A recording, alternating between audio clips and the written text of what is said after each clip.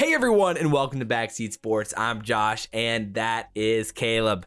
Let's go, boys and girls, ladies and gentlemen. Another Husker win in the books. Nebraska took down Purdue, and we got a lot to talk about today, heading into a Minnesota game that we weren't sure if we were going to get, but it looks like it's all good to go at this point. Hopefully, fingers crossed, by the time we record this and get it out, that it's not canceled.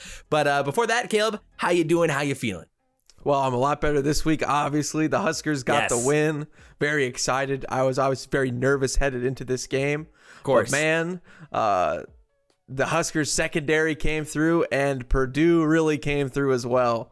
I loved all the penalties, the holding calls, which was nice. It was a ton of fun, and the second half got a little scary, as it always does for the Huskers, but we pulled it out, and we scored sometimes in the second half, which was pretty nice.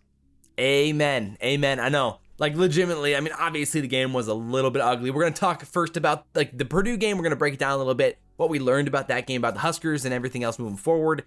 Then we're going to get into the Minnesota game, go through some of the preview of their team, and then get into keys of the game, X factors, and then predictions. The Purdue game was a little ugly around the edges, obviously, when it comes to the holding, like the penalty calls. But, I mean, finally, for the first time in how long? We got the holding calls to go our way, baby. Let's go. 3 of them. Oh, my. Finally. Oh, my. Where was a landslide? All it took was the 125th offensive line in the country. Thanks, Purdue.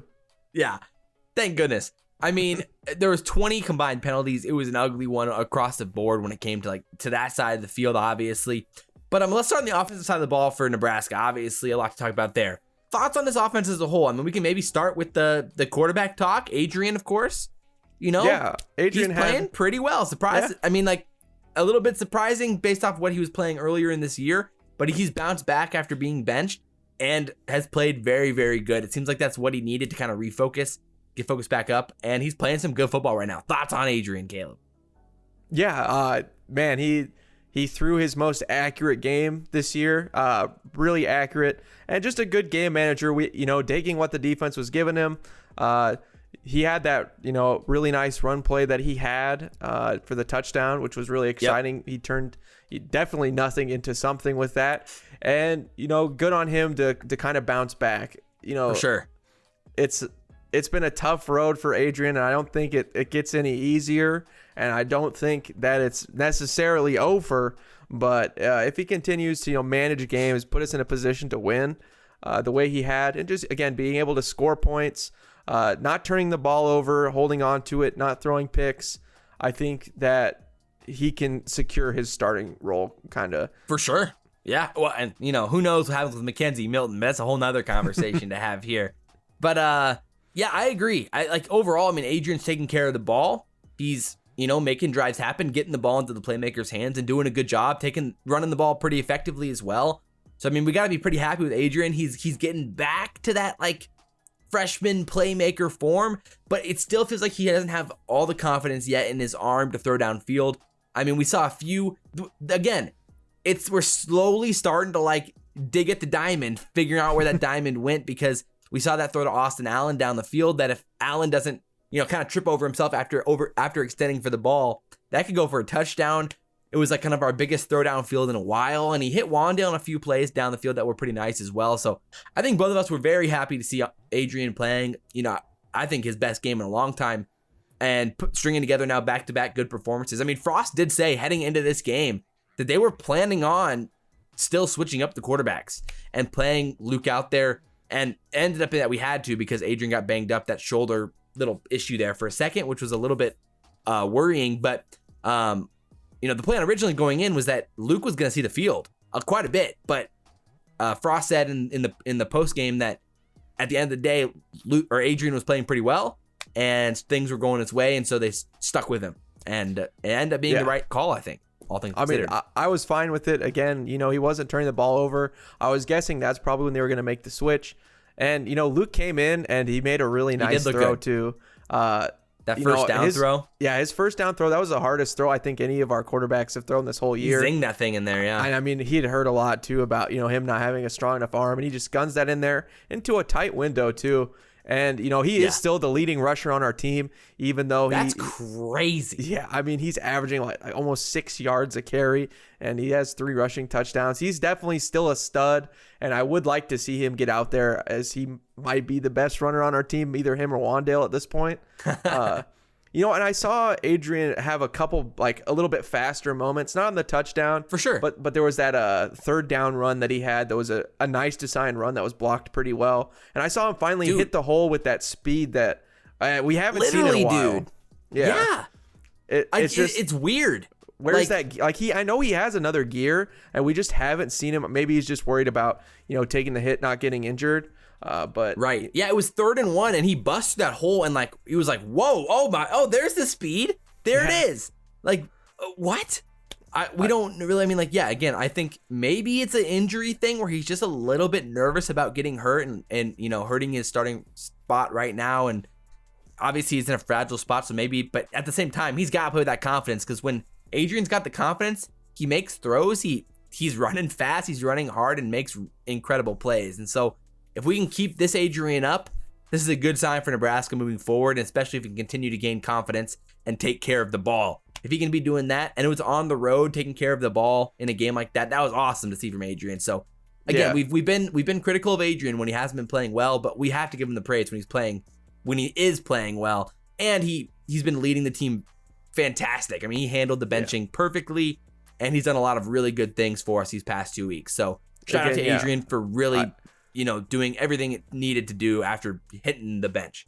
I agree. I mean, it's tough with criticizing Adrian because he is such a nice person. He seems obviously the whole locker room likes him, but it's just a play thing. Like, you have to criticize. He was playing bad enough to be benched. The coaches thought it too, not just our white noise out here. True. It's tough, but like that's what it was. And hopefully, again, I wish he would never have played bad. He would have gotten better from his freshman year, never regressed, and just played great. But hopefully he's making those right steps to get back to that really promising guy that we saw freshman year. And hopefully with his experience, he can, again, just gain confidence.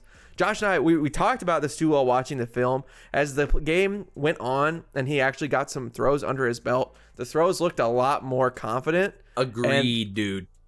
And the balls actually started to look from ducks back to the spirals that we knew he could throw. Yep. So, I mean, man, I hope he gets his confidence back and or just plays with that anyway. Because when he does, he's a really, really, really good college football player. And again, I hope we just see that for the rest of the season. 100%. Luke could come in to do what he does with his legs. Yeah. I mean, again, I think with the rest of the offense, I think Austin Allen, we've both been pretty excited about him since the first game. He's looked really, really good and had another really good game here. I mean, he's looking more and more like he could end up being a Sunday player one day. If he keeps this up and how he's been improving and how he's been playing, we're really excited about Austin Allen moving forward. And how about we throw some like fades to Austin Allen, moving forward here, like at the goal line. We've had some goal line problems this year, especially inside like the 5 to 10 yard line type area. And, maybe a fade to Austin Allen in here could be a play that we can make use of here moving forward, but we'll see. I agree. I mean, he's got a big body. We can clearly see that he has great hands. Right. He's fast. His blocking might be the best part about his game. That's what's changed from this year to last year on some of those outside run plays. Agreed. He seals the edge so well. It's so fun to watch. He blocks with a head full of steam. I'm excited for him, and I think he definitely could be. Again, he's got the right body frame for it, and he's made some really nice football plays on the tape too. So hopefully we just keep feeding him the ball so he can get those chances and touches. Yeah, literally. And having Diedrich back, very nice for sure. I mean, he's finally back. He was healthy enough to play, and we saw him at the goal line get some touches. It's still pretty split back there with who's playing.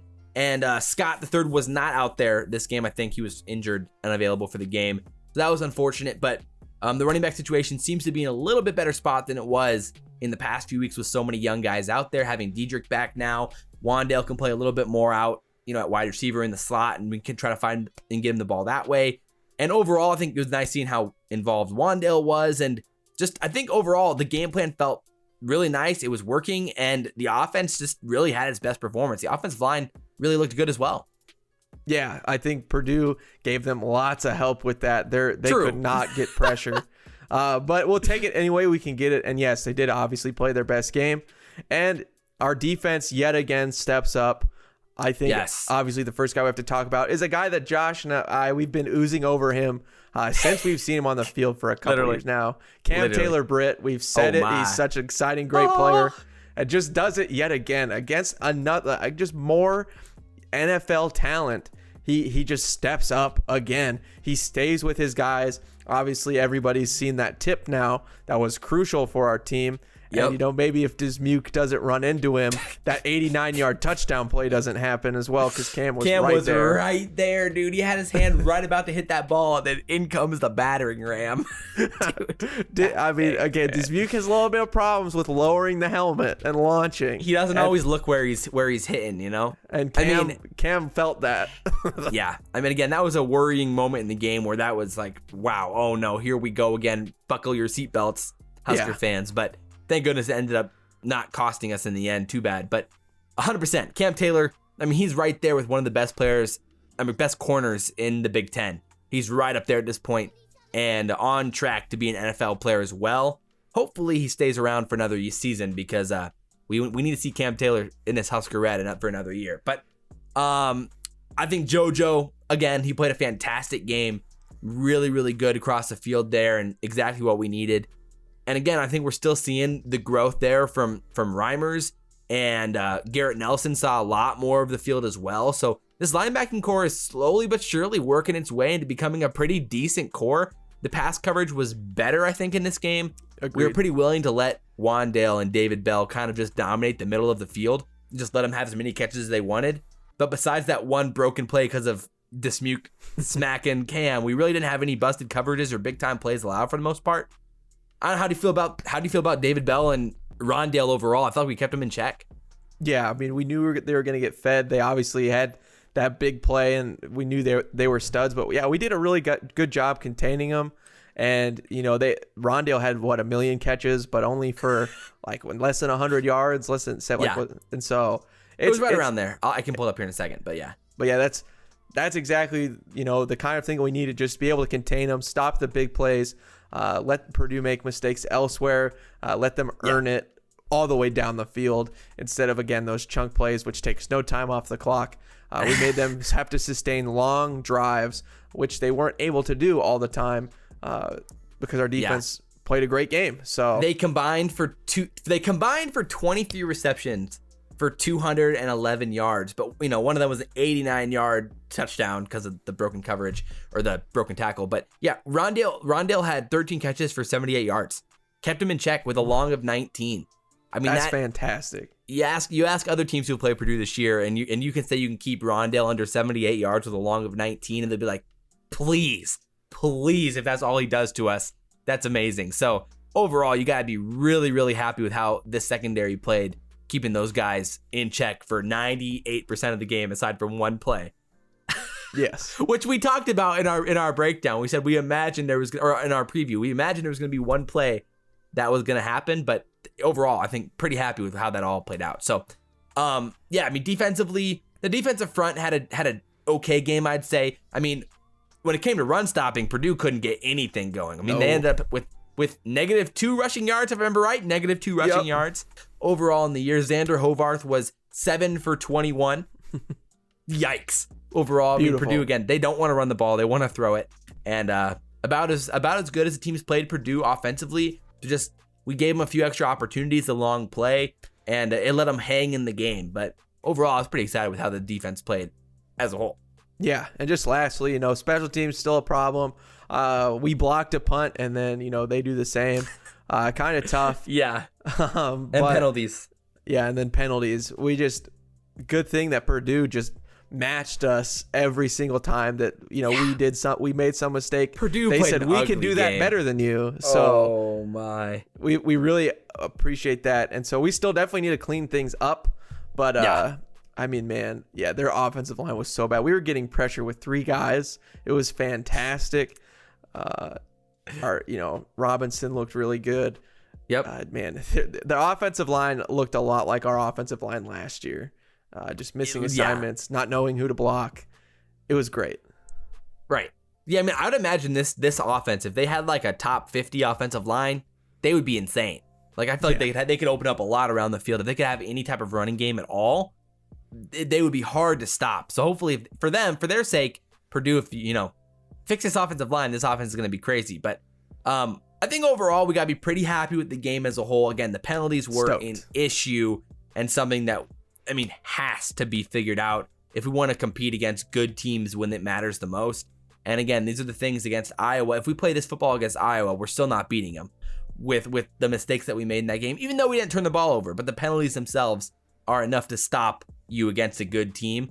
And so moving forward, that's something that we gotta keep in check heading into this Minnesota game. So Minnesota, overall, before heading into this game, and we're 10.5-point favorites, which is pretty interesting. I mean, as a whole, our over-under of 59. So the game, is going to be a pretty high-scoring one, according to Vegas, which means that we're expected for quite a few points in this game as a whole, which I think we both 30 mark can potentially see here. So, agreed. I mean, overall with Minnesota, they've had their struggles this season, of course.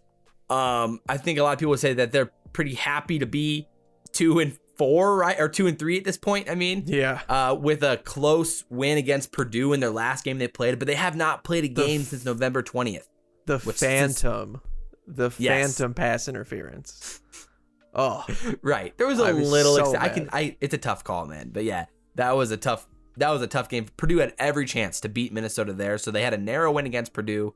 They got smoked by Iowa, and they blew out Illinois in their last 3 games. But again, they haven't played a game since November 20th. Their last 2 games, which were supposed to be against Wisconsin and Northwestern, were canceled due to COVID. So they have not played a game in a while. They hadn't had a full practice since until Sunday was their first full pads practice since they played against Purdue. So it's been a tough stretch here for Minnesota when it comes to football, and it sounds like they might be heading into this game with about 20 players missing. So most of those guys are depth pieces, but there's a few guys that we're not really sure who are going to be missing at this point. So we are going into this expecting their starters to be there, but maybe not all of them will be at this point. So wow. Thoughts on Minnesota? Let's start on kind of like overall and onto that offensive side. Where are you at with this team and just thoughts overall? Yeah, I mean, watching them, the most dangerous thing about them at this point, now that, that Rashad Bateman. Thank you. Now that Rashad Bateman has opted out of the season. That one really good player, the one really good player. I wanted to say Tyler Johnson, but I knew he was gone. Right, yeah. Oh, you mean the other pro receiver? Yeah, the other one. Yeah, oh my. Last year. Well, let's not talk about last year at all, okay? Yeah. So, yeah. Tyler Johnson's gone. Yes. Rashad Bateman gone because he opted out. So now that, their best wide receiver is gone, that obviously is nice. Mohamed Ibrahim is now, I think, the biggest threat on Minnesota. He's had an amazing 5 games. He has 153 carries, 817 yards, and 13 touchdowns in 5 games. Yeah. That's an insane stat line, and he's really just been super impressive. Turned something into nothing, super hard runner, a lot of yards after contact, and he's going to be a handful for Nebraska on Saturday. Yeah, I mean, if you remember, again, last year was pain, but they ran the ball all over us with how well they blocked. They set up the edges, they hit to the outside, and they were destroying us all day long on the slant sweeps across the edge or on the edge, attacking our outside linebacking core, which, again, will be, something we'll talk about probably a little bit later in this video when it comes to X factors and keys to the game, but that is something to watch out for moving forward. 100% agree. Ibrahim is a guy you got to keep your eye on every down for Minnesota, and they like running the ball. I mean, this year so far, they run the ball on 61% of their plays, which is 16th most in the country, and they are 4th in time of possession on the year. They like eating this clock, running the ball, taking their time, and breaking you down as the game moves along. That's how they want to move the ball and attack you as a whole with their offense. And they're also extremely effective at converting on 3rd down. They're currently 5th in the country in 3rd down conversion percentage, 53.23. So again, that goes to Ibrahim's effectiveness on 1st and 2nd down to run the ball, put them into 3rd and short. And so if you really want to have success against this Minnesota offense, it's finding those short or stopping them short on that 1st down getting Tanner Morgan to throw the ball on 2nd and long and finding success that way. That's how you get this team off the field. So, I think overall, again, you gotta highlight Chris Ottman-Bell when you're talking about Minnesota at this point with their passing game and how Tanner Morgan likes to target him. I mean, they always are finding ways to get him the ball, and he's a very, very good player. Yeah, I totally agree. Tanner Morgan has obviously fallen a little bit from grace too this year. Last year, he was, highest completion percentage in the country. I mean, obviously some NFL looks and really hyped going into this season. And it has not been the same since he lost 2 really good wide receiver draft picks. It's been a lot tougher for him, but he's still pretty accurate, and obviously, again, just nothing like last year. But he's still good in the pocket. That was one thing that Josh and I really noticed, is he was really good at buying himself some extra time, noticing when the pressure's there, and making a good pass. Really good in the pocket, pretty good pocket awareness from him. So he's going to extend the play and going to avoid the pressure to make some good throws. Yeah, I mean, last year he was hovering at 66% completion percentage. This year it's currently at 59.4. So obviously not where he'd want to be as a passer heading into a potential draft season moving forward for him, where he was hoping he could put up some big numbers this year. But with them losing Rashad Bateman, I mean, there's a lot less to worry about on this team, and I like the matchups overall in the secondary for us now. Again, Tanner Morgan has no problem heaving the ball up to Chris Ottman-Bell, and they try to find ways to get him the ball. Bubble screens, slants, get him the quick passes to get the ball into his hands, because he is a playmaker on the outside. And they've been running Wildcat, exactly. And so we've seen in a handful of games with them how they like to run some Wildcat with Ibrahim and Ottman-Bell in the backfield and seeing what they can do near the goal line, especially on 3rd downs and in short yardage situations. And so that is something to consider as well. I mean, thoughts about this offenses and like how their O-line, thoughts on O-line? Yeah, they're not as good as last year, but they're still quality. They've done a good job. I'd say pass protection has been a little bit lacking, but they still look really good on the run because of Ibrahim, and they're still okay. I'd say they're not as good as of a run blocking team as Iowa was, but they're about as good of pass pro maybe as Iowa. So yeah, I would say so. I mean, right now, like in pass protection, they have struggled, like you said. I mean, they're 92nd in standard down sack rate on the season, and they're 65th overall in overall sack rate. So on 1st and 2nd down, when they're throwing the ball, Tanner Morgan's been under pressure a lot of the time, and but they have been very effective in running the ball on 1st and 2nd down. So like that's kind of the give and take there. And so I would imagine like that's something you're looking at if you're Nebraska and if you're Eric Shenander and how you want to scheme for this team and trying to figure out ways to put them into passing situations early so that you can get to Tanner Morgan and try to make some plays and force some turnovers here. And that's how you're going to, get to a spot where you can blow out Minnesota for sure. So, overall, their defense, it's been a struggle for Minnesota so far this year in how they've played. What have you been seeing? They're 127th in offensive or in opponent yards per play. So an opponent averages 7.5 yards per play. That is yikes. The worst in college football? Either the worst or second worst, depending on how many. It's one of the two. Yeah, it's so very, very, very bad. So we should be seeing lots and lots of yards from our team this week, and then only in 97th in opponents' points per game. So they're allowing scores. There was no standout player when watching the film. Nobody that was like, wow, he's athletic. He can really make a play. Their linebacking core looked slow on the outside. Their defensive line was not getting pressure. And their whole secondary, there was nothing special, I think, about it. It was rough because usually there's one guy you can pick out and be like, oh, wow, that was a really nice play, a really nice tackle. I was not seeing that from Minnesota. No. Purdue and Iowa were having a ton of success on the edges. I mean, basically, Purdue was just getting the ball out quick to Wan'Dale, and he was making plays on the outside, ripping off big plays. I mean, basically, every receiving option on Purdue had like a play of like 20 yards or longer, basically. They were finding a lot of success down the field. They passed the ball a ton against Minnesota in that game. As they do. Right, as they do, of course. And when they find success, that's how they're moving the ball and keeping games competitive for sure. And then Iowa, like outlet passes, some play action, finding the flats with tight ends, what Iowa loves doing. But it was working very well against Minnesota, and they took them to the woodshed in that game because of the success they were having like that as well. So 35 unanswered points for Iowa. Woo. Yeah. And Purdue, and Minnesota has really struggled to find pressure against opposing quarterbacks. They're 110th in sack percentage for their defense, only 4.1 or 4.2% sack percentage on the year. Yeah, great. Like I said, Jake Plummer was 35 for 42 against them with 367 yards and 3 touchdowns. Their defense has struggled, like we said, in all these games. I mean, we saw like Maryland tore them a new one in that game they played against them. 45 points for Maryland. Oh my. Yeah. Toledo. And Iowa had success all over the field, especially in the screens and running the ball between the tackles. So I don't know. It gets me excited about this game and how we could potentially attack this team. I mean, any other thoughts about his defense before we move on to like some of these keys of the game? I don't know. I'd say if you just run your offense, I think you're going to be just fine. I don't think you have to do anything too creative or anything crazy. I think if you want to throw the ball over the top, you got it. If you want to be able to run the ball, I think you can do it. Again, the outsides, they look juicy. Their outside linebackers looked extremely slow. Rondale Moore was burning them. Amir Smith-Marset was burning them. Yeah.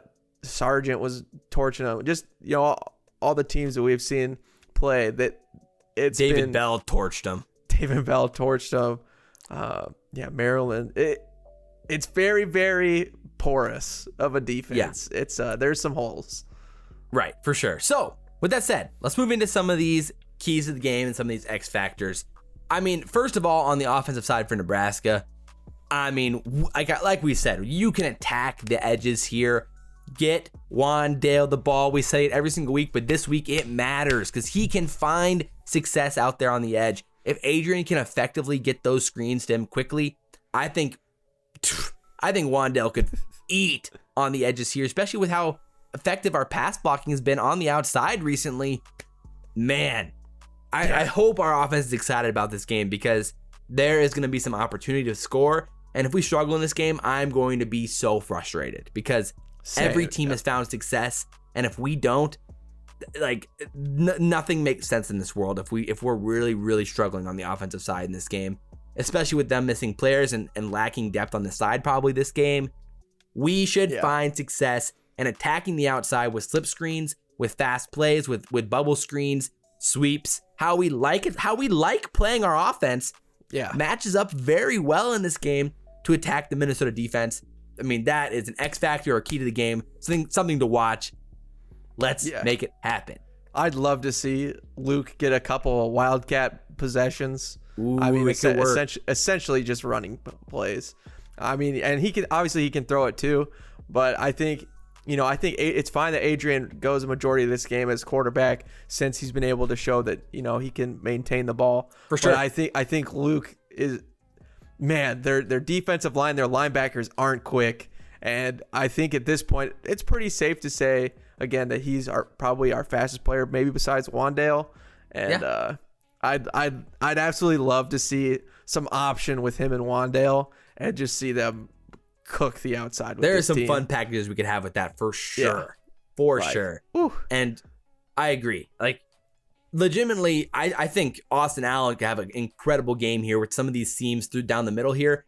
There's going to be opportunity here, I think, and Minnesota is going to be probably selling out to stop the run. If you're smart, you're going to test Adrian Martinez in this game if you're Minnesota. I mean, realistically, we haven't seen a team force Adrian to throw downfield because realistically, we haven't been willing to throw downfield even when teams have tried to force him downfield, and it worked with what Illinois was trying to do in that game against us, and we lost because of it. So, and it almost worked in the second half against Penn State. Yeah, because Penn State was absolutely rocking us in the second half defensively because they had 10 guys within 8 yards of the line of scrimmage, and we still weren't throwing the ball downfield. So Adrian's going to have to make some plays downfield in this game. Agreed. Austin Allen's going to be important for that, or at least some outlet passes and rollouts and things like that to spread the field. Give Betts the ball too. And make him working. Get Xavier the ball, see what he can do. I love it. What's another X factor for you offensively? How can we attack this team? Yeah, I mean, I think Feeling pretty good about that? I feel pretty good about what we said. Okay, I mean, all right. they're slow. I mean, I agree with you on we're gonna have to throw the ball at some point. Man, I mean, we have fast guys. I think Alante Brown's fast. Wan'Dale's fast. Xavier Are we going to Betts see is that fast. fade in the end zone? Are we going to see that fade in the red zone to either? Again, we saw that Purdue did this against Minnesota. They had like a little quick dig in with Wan'Dale, and then he went and faded to the corner. They almost converted on it. It was like a 1 foot in, 1 foot out, barely on the line type catch there. So we could have some fun with that if we wanted to, but again, Frost has shown a hesitancy to want to do that. But I like our opportunity here on the offensive side. Let's talk defense. How do we stop this Gopher offense? Yeah, it starts at the run, which is tough because again we had such a great game.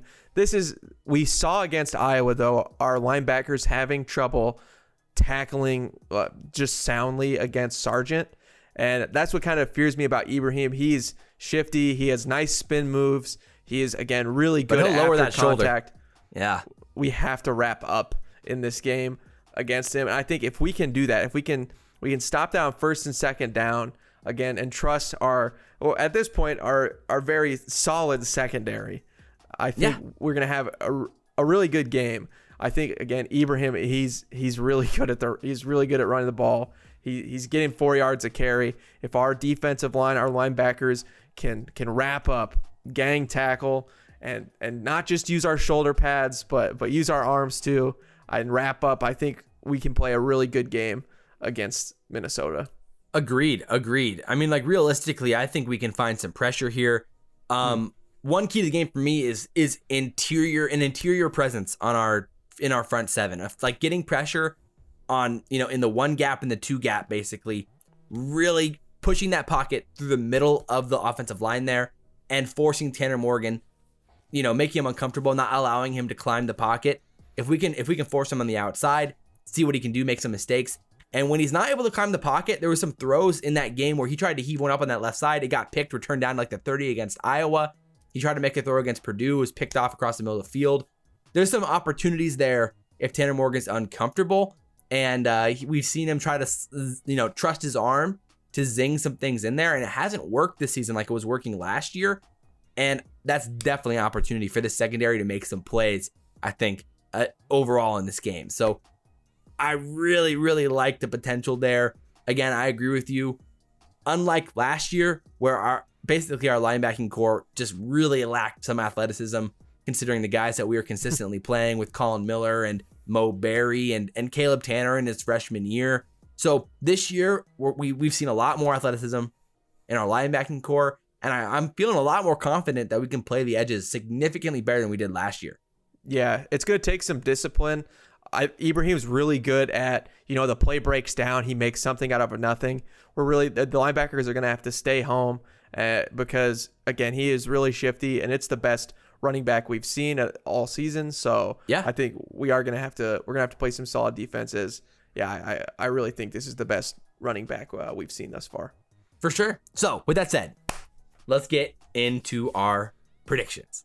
Ooh. Caleb, what do you think about this game? How do you see this one going? I mean, last week you talked about that you wanted to see us prove it on the road, and we did. We won the game on the road. Adrian didn't turn the ball over. We looked good. He played well. This offense was moving the ball, even though it was against a soft defense. I mean, we match up pretty well in this game. Yeah, we do. Man, the special teams and the penalties are still very concerning. And again, our defense now on both of our wins really showed up. Against Penn State, when the game got close, Cam and all of them our secondary made some great plays, and everybody on the team. Yeah, Stilley had a great play, and then now on our Purdue win, we made some defense really came to play. They really came to play on that second half. That linebacking core really showed up in the second half. Yes, and I think both of those things, our defense really clamped down in those wins, and now this time our offense was able to score some more points. I think we're going to be able to win this game as well. Our offense is going to have to continue to score points, which I think we will be able to do. And I trust our defense. Did we learn our lesson? It's so much more the offense. Do I trust them to be consistent, not turn the ball over? Again, penalties were killing us. And special teams, which did we learn our lesson from the Illinois game? I think that's the question. Like that's also the scary thing. Are we overconfident? We got beat down by this team last year. Do we have a chip on our shoulder? Are we going to come in? We're 10.5-point favorites. Are we going to come in, feel like it's going to be easy, and then blow it like we did against Illinois? What team's showing up for this game?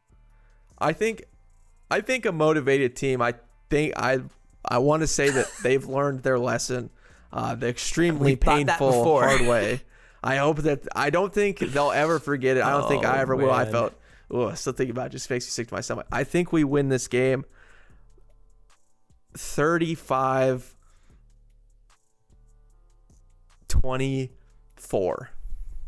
Oh, wow. Okay. Wow. You have us beating the spread by a half then. Yep. I think pretty much right at it. Wow. I don't know if I feel confident. You really rebounded after your prediction last week. Again, our offense scored points in the second half, which was, I think, the biggest really nice fear drives for me. In the second half too. I think that was the biggest fear is, we couldn't score points in the second half, and the mistakes killed us. We at least we matched Purdue's mistakes, and our defense again when we needed them to win the game, they really clamped down now twice to do that. So I think that can happen again. 35-21 Skurs. Yeah, again, I agree with you. The hesitancy there comes from me is this team going to come out motivated to play or are we going to come out flat? We've seen the weird situations of this year with the Big Ten and home games for teams. There's been some weird things happening at home for teams this year versus on the road, like a lack of focus, more penalties, more issues this year for some reason at home. Whatever reason that is, like a false confidence from being at home versus other years with fans there. I don't know. It's weird, and it definitely looked like that way for us at points as well. So overall, again, the matchups make so much sense for us this year. The strengths for our offense versus their defense. I think this could be a situation where they find some success. I'm going to predict our highest scoring game of the year. And a match where both teams are putting up a lot of points. I think we're going to be in the 60-plus total points scored in this game for sure. Man, I'm going to go, you said 35-24? Mm-hmm. I'm going to go 38-31.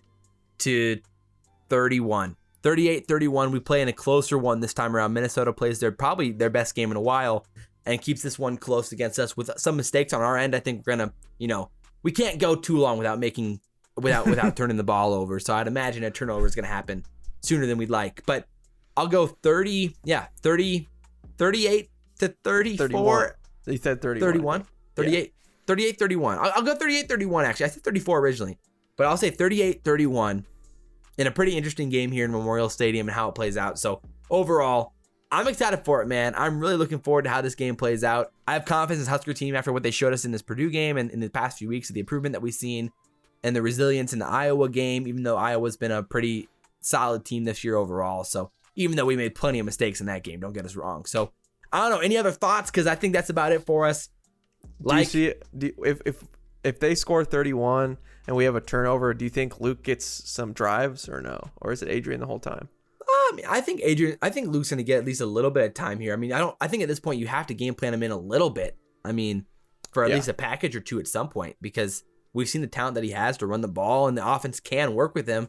And I think you absolutely have to. You want to keep him at least happy, because we don't want to be losing him in any way, or make him unhappy in a way where he wants to transfer. So we got to keep this guy happy, keep him in the program for sure. So I want to see him in at least on the field at least a little bit here. So overall, drop all your comments down below. Like, comment, subscribe. Share the video if you guys really enjoy it. We do appreciate that. The comments down below. We know you have lots of opinions, so we want to hear them. So drop them down below. But as always, guys, I'm Josh. That's Caleb. This has been Backseat Sports, and guys, we will see you next time. Suck it, Bob Diaco.